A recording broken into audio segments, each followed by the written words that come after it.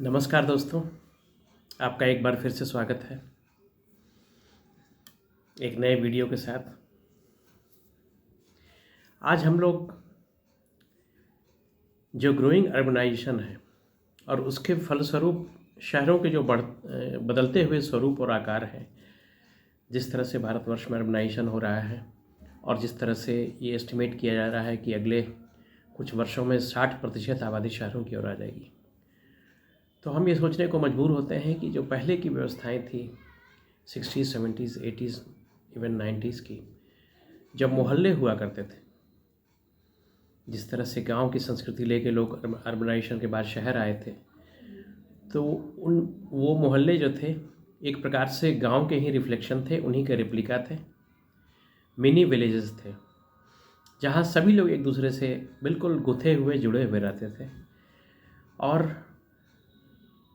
चौक चौराहों पर, गलियों में, नुक्कड़ों पर लोग बैठा करते थे, अपना समय बिताया करते थे और एक बॉन्डिंग, एक हर प्रकार की, हर सुख हर दुख दोनों में एक ज़बरदस्त बॉन्डिंग हुआ करती थी। वो पुराने मोहल्ले आज भी पुराने शहरों में हैं,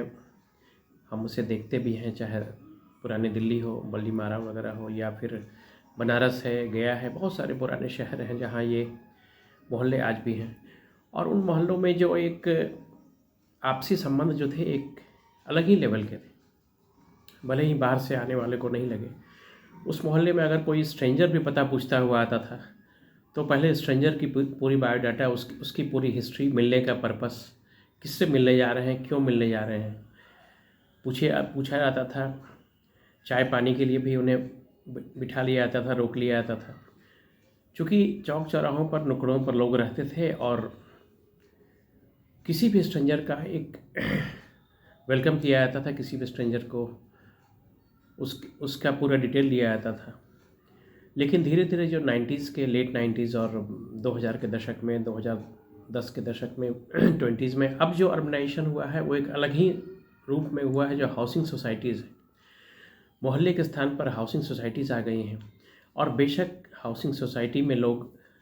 जैसे होली, दशहरा है, कोई भी फेस्टिवल है, उसे मिल के मनाते हैं। 1 जनवरी है, 25 दिसंबर है, उसे मिल के मनाते हैं। लेकिन वो हाउसिंग सोसाइटी एक एक्सक्लूसिव डोमेन हो गया है। वो मोहल्ले की तरह डिसेंट्रलाइज और प्रजातांत्रिक डेमोक्रेटिक नहीं है। वो एक एलीट और एक्सक्लूसिव, उसमें किसी स्ट्रेंजर का स्वागत नहीं किया जा सकता,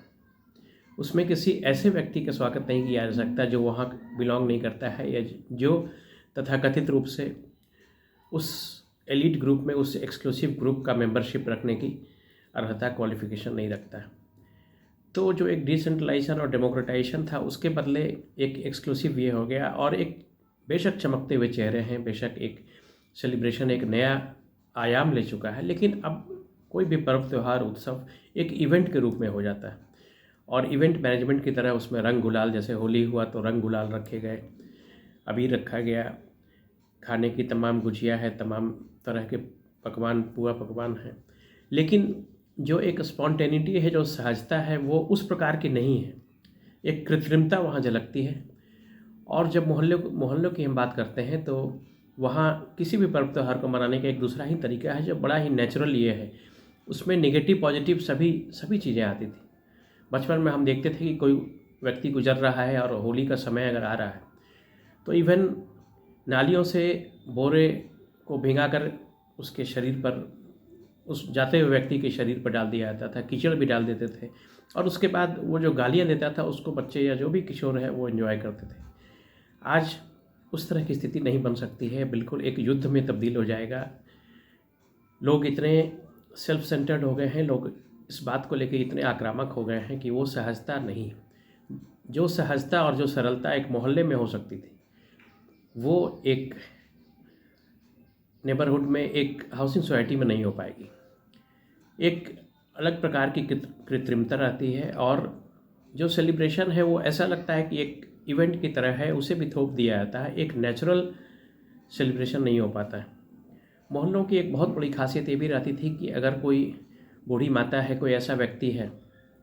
जिसे हेल्प की ज़रूरत है, तो सभी लोग वहाँ एक बृहद समाज और परिवार के रूप में वहाँ उपस्थित रहते थे और एक दूसरे का सुख दुख, लेग पुलिंग भी है और एक दूसरे के सुख दुख को बांटने के लिए हमेशा तत्पर रहते थे। उन मोहल्लों में कोई ना कोई ऐसा चाचा मामा एक ज़रूर रहता था जो किशोरों के, युवाओं का लीडर होता था। कभी अनमैरिड भी रह गया, कभी कोई उस तरह के, जो कि हमेशा वैसे मूल्य जो एक साझे जीवन के लिए है, वैसे मूल्य जो किसी भी उत्सव को, किसी भी पर्सनल अचीवमेंट को भी सेलिब्रेट करने के लिए किस तरह से एक सामूहिकता, व्यष्टि से समष्टि की यात्रा जो है, वो उस तरह के जो चाचा और मामा रहते थे, जो कभी अनमैरिड भी रहते थे, कभी बिल्कुल अपने परिवार से अलग, वो उस मोहल्ले को अपनी पूरी जवानी, अपने पूरे विजडम को डेडिकेट कर देते थे और जो किशोर, जो युवा थे, उन्हीं से सीखते हुए उसी प्रकार अपना समय देते थे। तो वो नुक्कड़,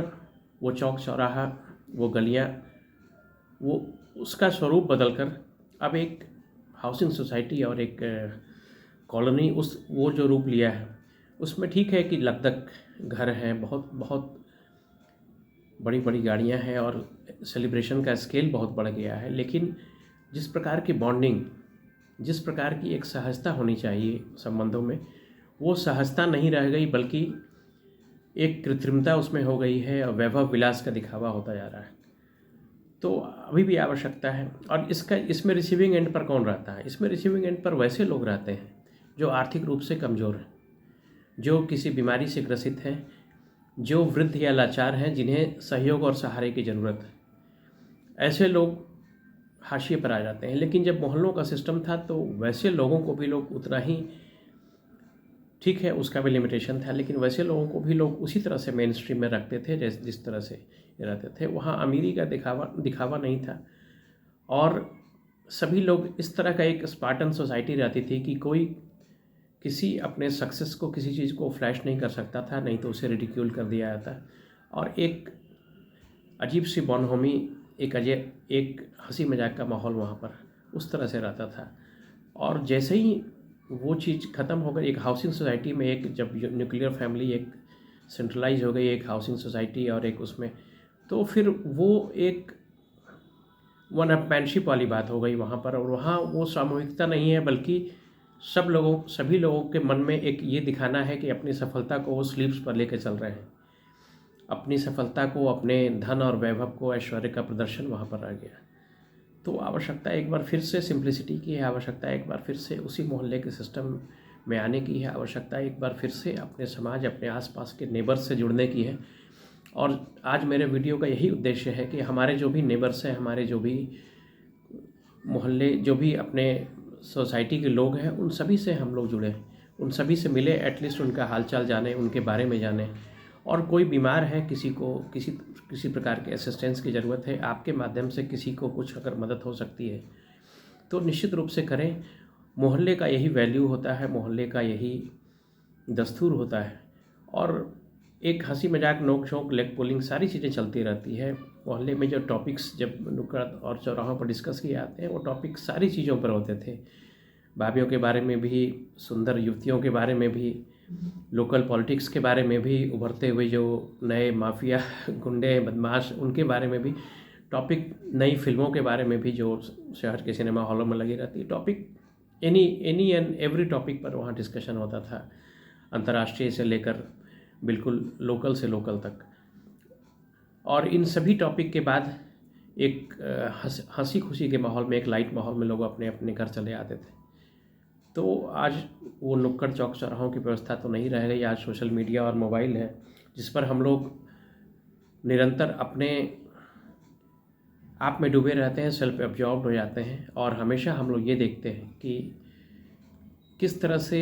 आत्मलीन होने से, किस तरह से समाज से कटने से, जो खास करके हमारे जो वृद्धजन हैं, जो हमारे वैसे सेक्शंस हैं जिनको एक केयर की ज़रूरत है, जिनको एक समूह की ज़रूरत है, जिनको हंसी खुशी के क्षण बिताने की आवश्यकता है, खास करके जो वृद्ध माता पिता होते हैं, तो उन मोहल्लों के सिस्टम में उनका बुढ़ापा बहुत अच्छी तरह कटता था, क्योंकि लाइक माइंडेड उसी एज के और दूसरे लोग भी मिल जाते थे। लेकिन हाउसिंग सोसाइटी में वो बात थोड़ी मुश्किल हो जाती है, क्योंकि यहाँ सेल्फ सेंटर्ड लाइफ है और सभी लोग काफ़ी बिजी हो जाते हैं। तो हम फिर से ये प्रयास करें, आइए सब मिलकर के जो ग्रोइंग अर्बनाइजेशन इंडिया का है उसमें हम लोग फिर से मोहल्ले के सिस्टम को ग्रो करें और एक ऐसा ऐसा माहौल बनाएं जिसमें सभी एक दूसरे के साथ यूनिजन में रहें, सभी एक दूसरे के साथ एक अंडरस्टैंडिंग और एक अपरिचय नहीं बल्कि एक परिचय और प्रगाढ़ता और आत्मीयता के माहौल में रहें। ऐसा करने से ही एक सुंदर और स्वस्थ समाज की रचना हो सकती है। Thank you so much for watching this video. Bye bye.